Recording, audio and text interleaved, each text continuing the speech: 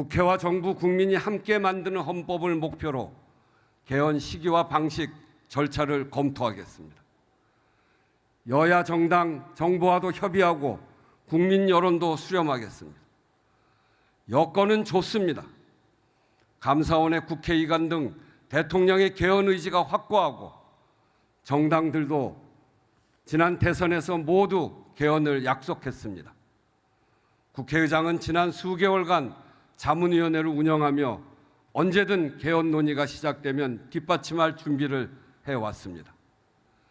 국민들 속에서도 비상계엄과 탄핵 국면을 거치며 제도적으로 민주주의의 부족한 부분을 채우고 사회 대개혁의 기반을 만들어야 한다는 요구가 높습니다. 본격적인 개헌 추진 시기는 여러 상황을 두루 살피면서 판단하겠습니다. 대내외 경제 여건과 향후 정치 일정, 인수위도 없이 출범한 정부가 안정화되는 시점 등을 종합적으로 고려할 필요가 있습니다.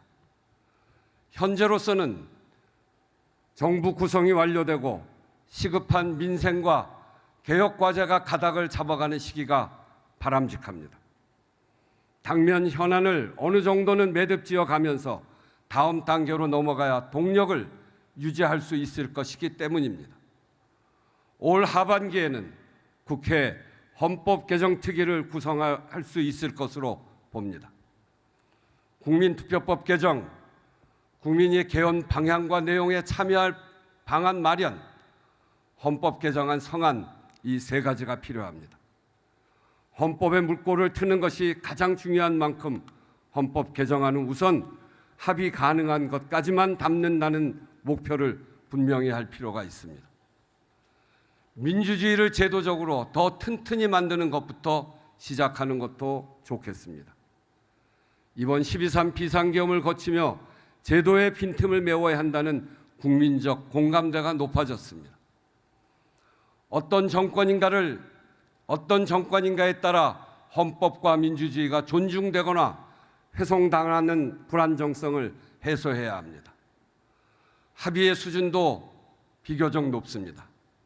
예를 들어 5.18 정신 헌법 전문 수록은 여야를 막론하고 공언한 내용입니다.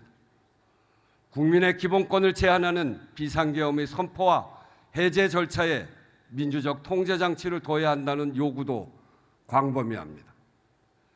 민주주의를 지탱하는 견제와 균형의 원리가 헌법을 통해 제도적으로 작동되게끔 국회의 권한을 강화하는 방안도 상당히 구체적인 수준에서 논의되어 왔습니다. 단 한 가지를 개정하더라도 하지 않는 것보다는 훨씬 좋습니다. 천리길을 시작하는 첫걸음이기도 하거니와 개헌의 성사가 정치의 복원입니다. 개헌이 개혁이고 개헌이 민생입니다.